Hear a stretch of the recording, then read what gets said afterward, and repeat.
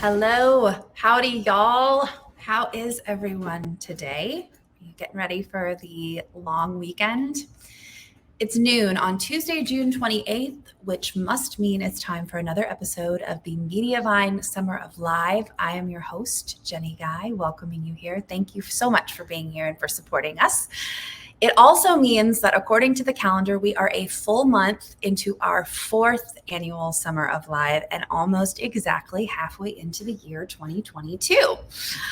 So I guess you could say time flies when you're learning and having fun. And also, what is time but an illusion, really? So let's leave that somewhat existential note far behind. Our topic for today is one of the fundamental aspects of content creation, but can sometimes seem like an afterthought, particularly if you've been blogging for a while. It is your writing, and I cannot think of anyone better to help us reset your writing than my guest for today, who's not only one of the most experienced bloggers I know, but also a bona fide college professor. So of course, we had to tap into that incredible experience base for Mediavine University, but we will talk more about that later. First, let's meet Andy. Andy Dehnart is a writer and teacher who writes about reality TV, focusing on how it's made and what it means. His writing has appeared on NPR and in the Los Angeles Times, the Washington Post, Vulture, Primetimer, Pacific Standard, Playboy, The Daily Beast, and other publications. Andy publishes and writes Reality Blurred, which has since 2000, not a mistake, offered his analysis and reporting on reality TV and recently won an LA Press Club National A&E Journalism Award. He's secretary of the Television Critics Association and taught nonfiction writing and journalism for 20 years and has an MFA from Bennington College. Andy lives in Florida with his husband, his tuxedo cat, and his anxiety. Of course, we could not be separated from that. Andy, I can't believe it's your first time on a live. It's so good to have you. Thank you so much. I'm so thrilled to be here, and it's surreal because I'm usually a viewer. So to now be on this side of the screen, I guess I'm on the same side of my screen, so it feels that the same. Just now, people can see me. So. Yes, they can hear you when you talk back. I highly encourage. Okay, Andy, we're going to talk about resetting your writing, and if anyone has a question for Andy or on this topic, please go ahead and drop that into the comments and I will make sure that he gets that. I wanted to go ahead and ask the audience before we go on, when is the last time you felt burnt out by your writing? Say hi to us and tell us when the last time you felt burnt out from writing and how did you overcome that? Please let us know. Okay. All right, well, let's just start there because not only have you been teaching writing for a very, very long time, you've also been, blogging for an incredibly long, I think it's the longest. I've not heard of anybody who has been a blogger longer than you. And you've had the same site, correct? Since 2000. Yep. Yeah. July 8th, 2000 is when it launched. So we're coming up on the 22nd or 23rd. I can't do math anniversary, but yes, it's been more than 2 decades now. And that's nothing I ever planned on for sure. Like, I think if I had sat down in the summer of 2000 and said, I'm going to create a website and I'm going to keep writing it almost every day for the next 22, 23 years, I would have stopped right there and never done a single thing because that sounds completely impossible and not going to happen. So I think, first of all, I think that's just a lesson for not only for writing and digital content creation, but for in general, sometimes analysis paralysis or too deeply going into things can definitely stop you in your tracks. So if you're feeling a little paralyzed, maybe focus on getting one foot in front of the other. So I'm going to ask you, Andy, how do you reset your writing when you're feeling burned out after 22 years or 23? It's a great question. And I think I'm constantly trying to figure that out because the burnout changes. Like, for sure, we're all experiencing a kind of mental, emotional, physical fatigue and exhaustion from the last 2 years of pandemic living, 2+ years now, for sure. So that's something completely new and unexpected. But there's just, I think in times in your life too, things are going to change. And so being just aware of that, I think, is the number one thing. Like, oh yeah, I'm feeling a little burned out. I feel a little bit of pressure. I have this sort of internal pressure. Like I must have something up every single morning, and it must be brand new content, and it must be amazing and perfect for everyone to read. And on the days that I don't do that, it's time doesn't stop. My website doesn't fizzle and then disappear into the Google ether. It's okay. And the regular readers I have, some of whom have been with me almost that entire time, which is incredible. They still come back, and it's okay. And they also, I think, recognize. I think sometimes just having that conversation with your readers, like I am burned out, I'm taking a week off, is actually really great. There's a creator I used to follow. He stopped publishing. That's why I said used to, but he would always just take the last month of the year off and in December and just sort of announce that. And I think that can be really healthy. And again, the people who you're reaching are not going to be upset by that. And all of your other content is still going to be there for them to appreciate and for new people to discover while you take that rest. Yes. And speaking of being both real, and that's part of the joy of being an influencer, is that ability to have an actual conversation and be real and transparent with your audience, but also to be an influencer and to communicate with your influence to your audience that it's healthy to take a break and to be open and honest, acknowledging when you need one. Love that. Setting an example. Okay. So with your writing, I think that there can be an issue, because when we talk about all of let's do this. I'm gonna toss the script out. What is good writing for the web, Andy? Oh my gosh, so many things, right? Like a lot of those things are things that Mediavine talks about, which is one of the reasons why I appreciate y'all and being a partner with you as a publisher. But just like everything from, the good SEO stuff, obviously doing things like headings and bulleted lists and using those. I think most of us know this by now, but on the internet and on screens, people don't read, they scan, their eyes jump around. And so you really have to format and think about that. You can't write, I'm prone to verbosity in my writing sometimes. And I have to remember, like, I need shorter paragraphs. I need to get a little bit more directly to the point. I can be verbose at certain points, but other times I need to get that direct point across. So yeah, there's all those kinds of things. I think what really makes good writing ultimately is writing that you passionately care about sharing with the world.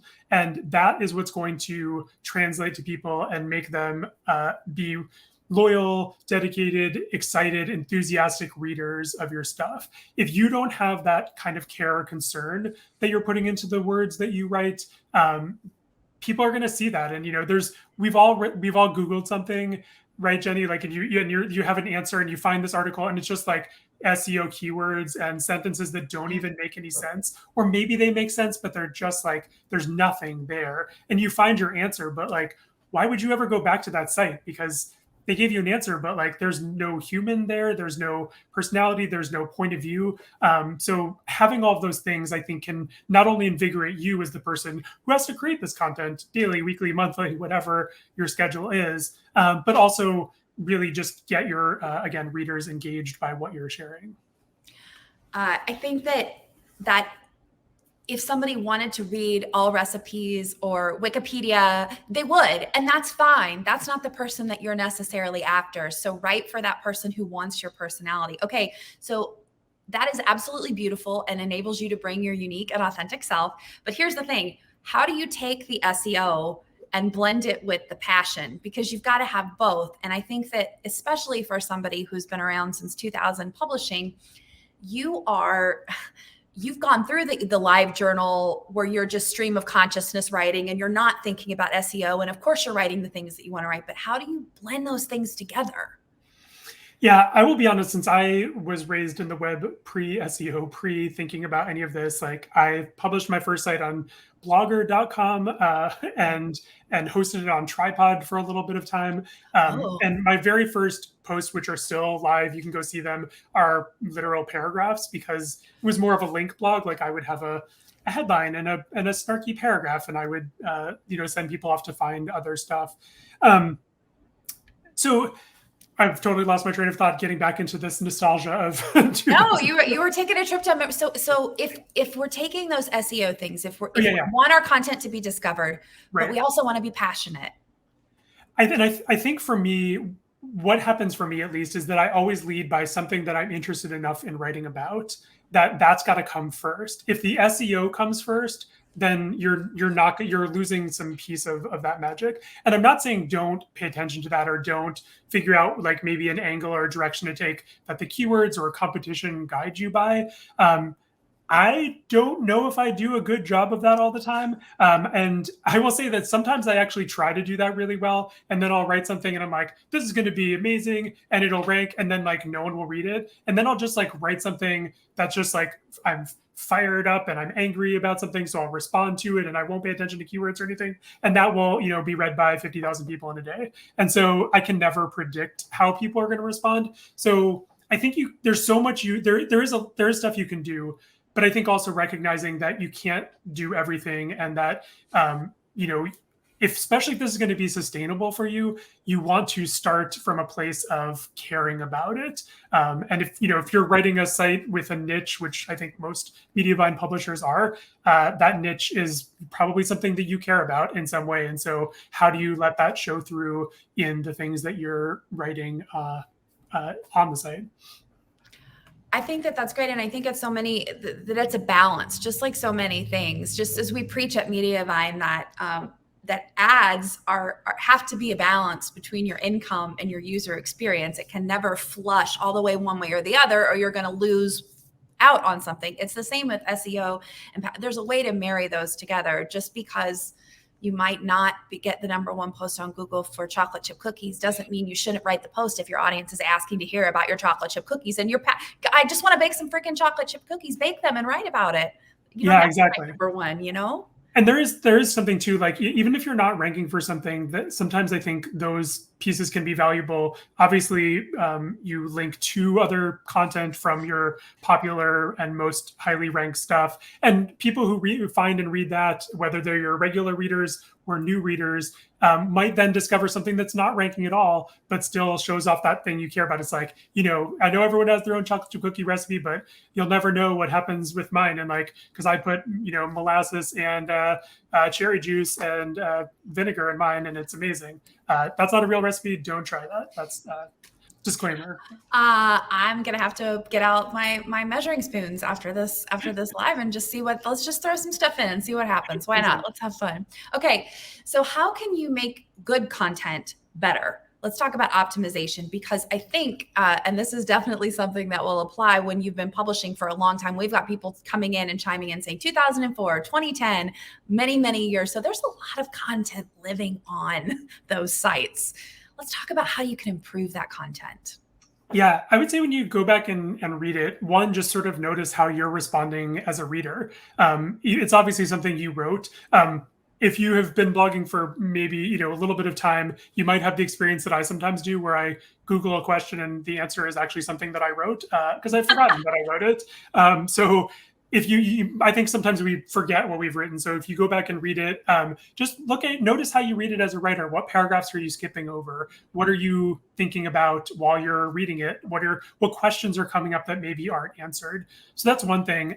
Two is just to think about sort of how is this relevant in new ways now? How is it speaking to the world at the moment?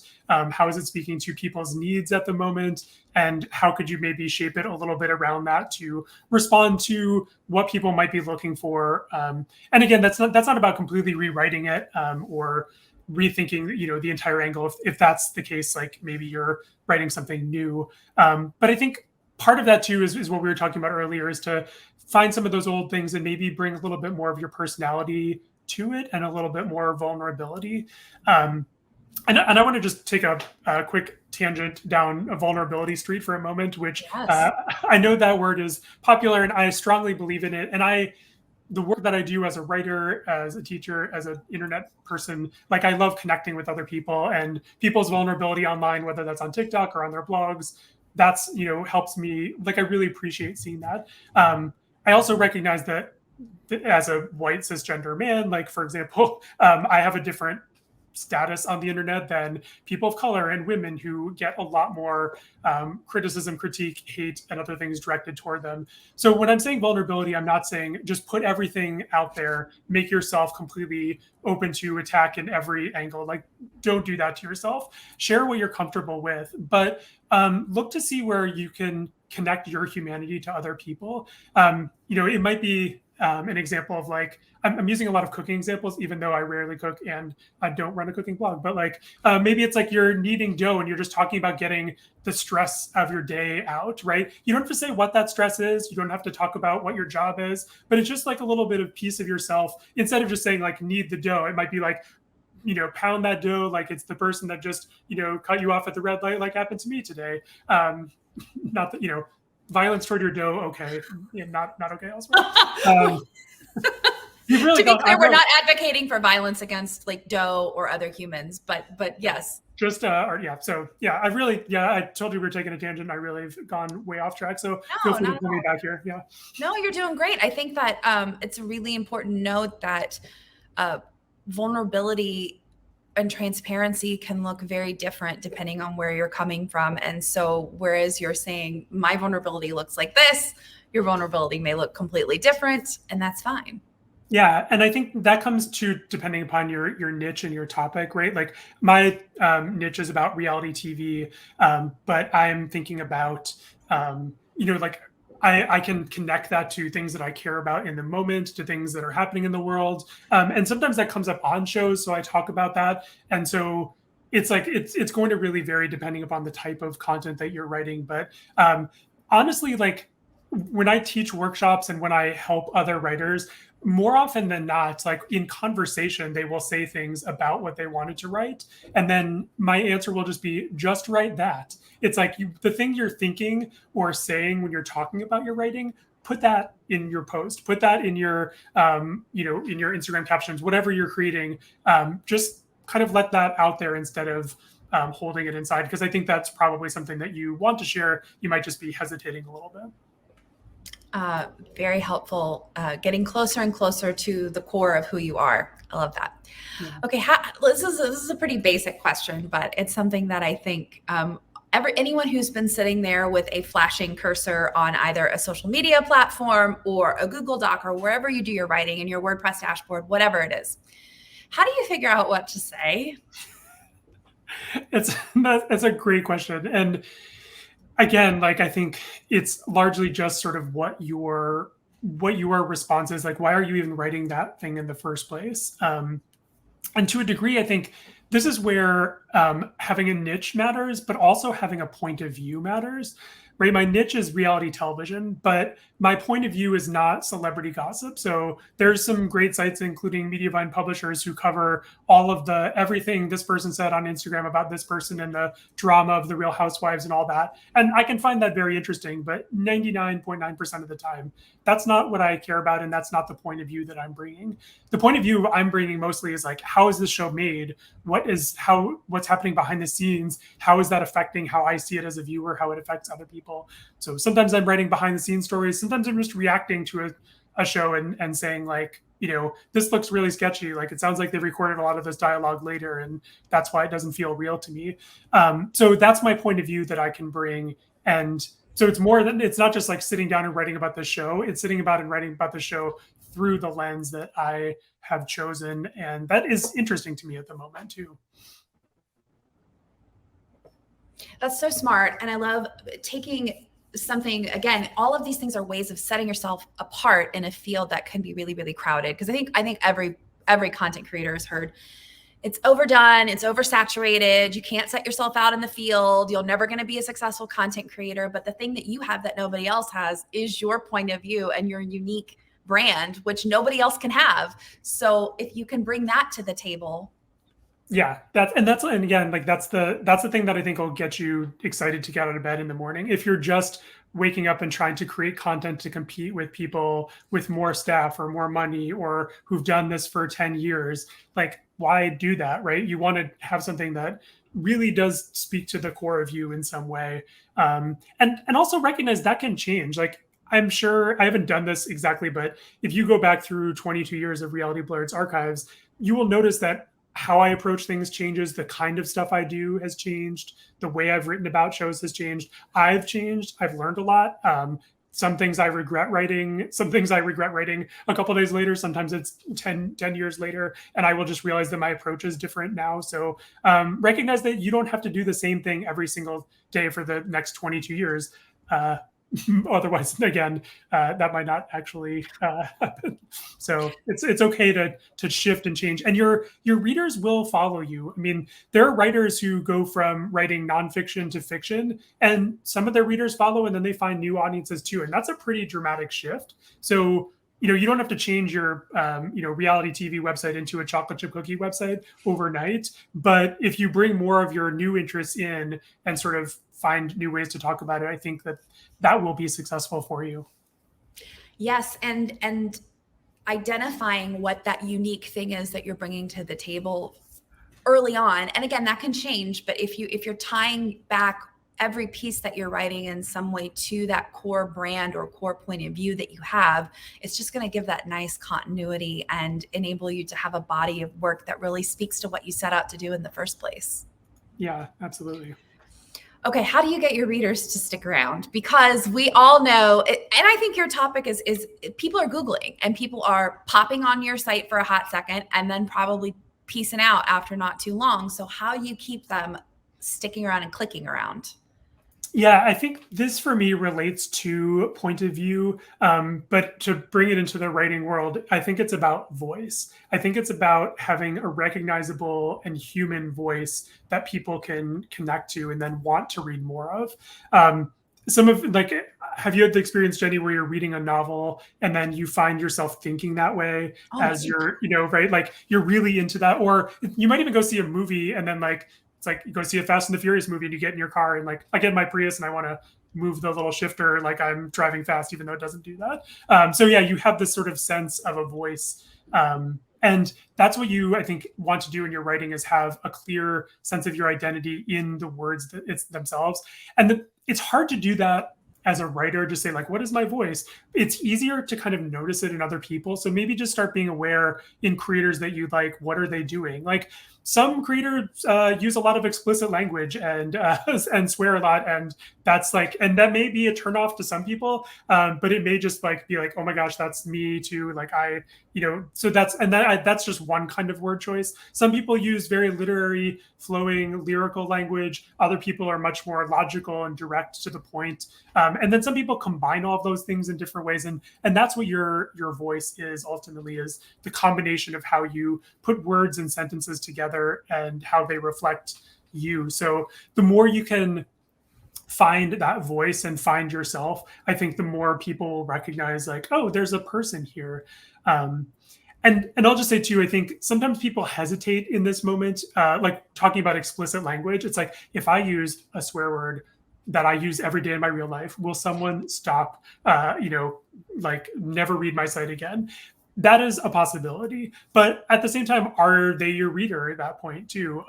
And I don't the number of times I've heard from someone I'm never going to read your stuff again because you wrote X, Y, or Z, or you were political or whatever. I've heard more from people who appreciate those things, who appreciate those moments, or who just enjoy the content in general. So I think know that yes, you might alienate people, but it's okay to know that you're building your own audience. There's a huge, wide world out there, and I'm not arguing that you should go out and try to, explicitly alienate people. Just see who you can get to stop reading your work. I'm going to intentionally set out, and I'm going to do it systematically by identifying triggers for exactly. Yeah. So this is a little bit off as well, but I wanted to know how do you identify your voice if you're feeling like you're struggling? You said one of the best ways to do it was to read what other people are doing. Are there any exercises? Is it reading what you like and then implementing that in your own writing? Or is it reading what you don't like and knowing what you don't want to be? I think those are two excellent starting points for sure. One exercise you can do is to try to write something in multiple ways. And so maybe you write your first paragraph and just be just write it, and then now write it again. But this time, try to be funny or try to be, and just if it's something you're kind of angry about, write it with a little more anger. Or if it's something that you're concerned about, just see if you can switch some words around. Another exercise to do is to sort of take something that you've written and then cut it in half and just delete half of it to try to keep, and then cut it in half again and see what you end up with. And you'll often notice that there's a lot of things that you're saying that are kind of superfluous. You might end up keeping those things in your post or your article. But when you get down to that half and half again, you'll probably see a real core of the stuff that matters to you. And when you find out what matters to you, I think that can be more of what your voice probably actually is, or what that connection that you're having with your own words. And the last thing I'll say is just read it aloud. Sometimes you can notice your own voice then, or have someone else read it aloud if you have that opportunity or that time, and they can obviously give you feedback too. But just reading it yourself, you can notice your own tone. You can notice the way you're pausing, you're saying things and see if the actual words reflect the tone that you have in as you read it to yourself or to your cat or whoever. My cat is a really harsh critic. So is there cats are, yeah. Is there any, actually, Julie Ann actually just asked a question, and it was incorporating somewhat into what I was going to ask you, which is, sure, what value is there in getting feedback, either from your audience asking what it is that they love about your writing or your website, what feelings do they get at your website, or from additional other bloggers, or what do you recommend in terms of that? And then we'll go into Julie's question, which is tangential here. Yeah, I think it's very valuable, but also it should just be a single data point, or at least like one section of data points, right? Like if you're like, at the end of every year, I do a survey of my readers, and I mostly ask the same questions. And I recognize it's my most passionate and continuing readers who will answer that. So maybe it's a couple hundred people at the most, but they're taking the time to do that. So their input matters. So I can give it more weight in that way. What you really want to look for, I think, is patterns in your comments. So if one person is very angry and says something and no one else says that, it's okay to probably set that aside. I recognize that's literally impossible. That's not what human beings do. We obsess over the one thing that has bothered us or that we're upset about. It just is welcome to humanity, or at least welcome to my own mind and my anxiety. That is, which resides with you in Florida. Completely understandable. So Julie Ann, actually, perfect question. She said, what do you do when you receive comments that upset you? Do you respond to them? Do you just delete it? Yeah, great question. And I think that really depends upon the nature of the comment. Like something that's abusive to you or to other people or to other people's humanity or whatever, I think that's an easy delete, especially if you have some commenting rules. And I have like conversation guidelines on my site. I don't know if anyone ever reads them, but at least it helps structure that in my head, like how, obviously if someone's emailing you, you can just delete that. You don't have to respond. But I think sometimes responding can be useful. I am surprised at how many times I will respond to an email or a comment that seems pretty upset, or someone's not thrilled with something that I wrote. And the response will be some version of, oh, I didn't realize you were a real person. I'm sorry. Right. And like, wow. Oftentimes I think people are dealing with their own stuff, and they're not thinking about you as another person. They're just kind of unloading. And so to that degree, trying to not take it super personally, and just recognize that, again, no excuse for people who are abusive in any kind of way. But the sort of middle of road things, it might be something to think about responding to. And again, of course, safety comes first. If like someone emails you and you don't feel comfortable writing them back and exposing your email address, don't do that, obviously. But it might be something worth just thinking about, whether that's worth it or not to you. So, Andy, we have a couple of exciting things coming up with you through Mediavine University. For anybody that is not familiar, Mediavine University is our platform where we teach content creators how to build sustainable businesses, corresponding with our company motto.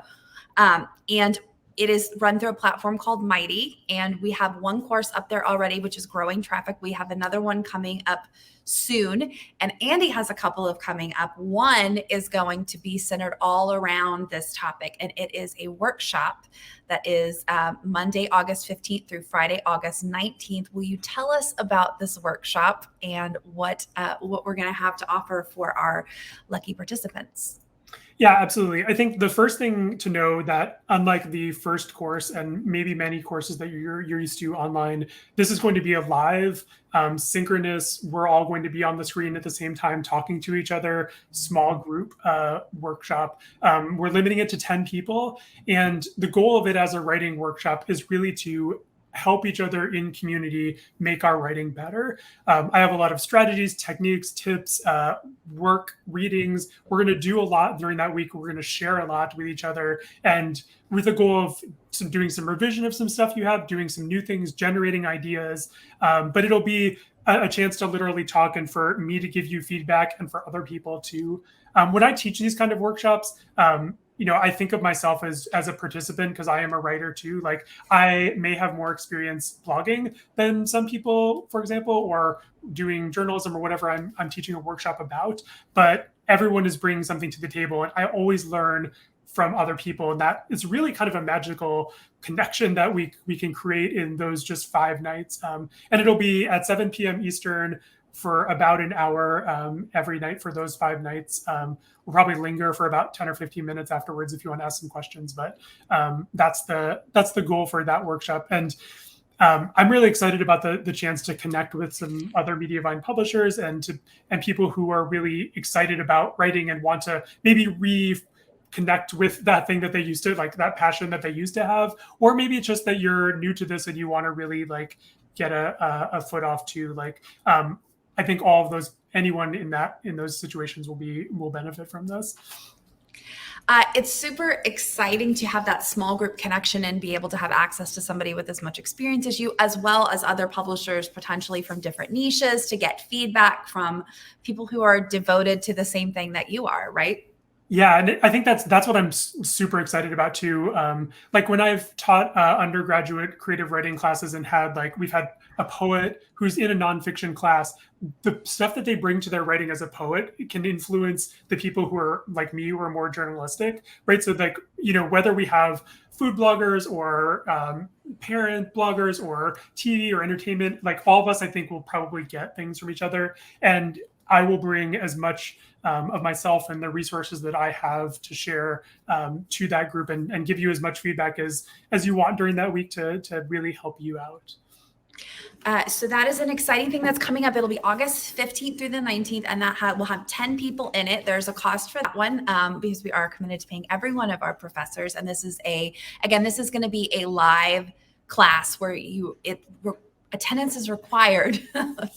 So please, we're going to actually put all the links to sign up for that. That will take the first 10 people that want to be a part of that. But we have something else that's going on for you, which is a free workshop, which is just going to be one day. And it is called How to Pitch Yourselves to Other Blogs and Publications. It's going to be live over in Mighty, which is our Mediavine University platform. And that is Wednesday, July 20th at 7 p.m. Eastern, 6 p.m. Central. It's a free one-time workshop. You can sign up today. Tell us about that one. Yeah, so similarly, that will be like live. We will all be seeing each other on the screen at the same time. You'll be able to ask me questions and talk to me. But the goal of this is for me to give you tips, advice, and structures and strategies for pitching yourself as a creator to others, whether that's pitching yourself as a guest on a podcast or pitching a guest post to someone or doing freelance work. Maybe you want to sort of expand your writing circles out.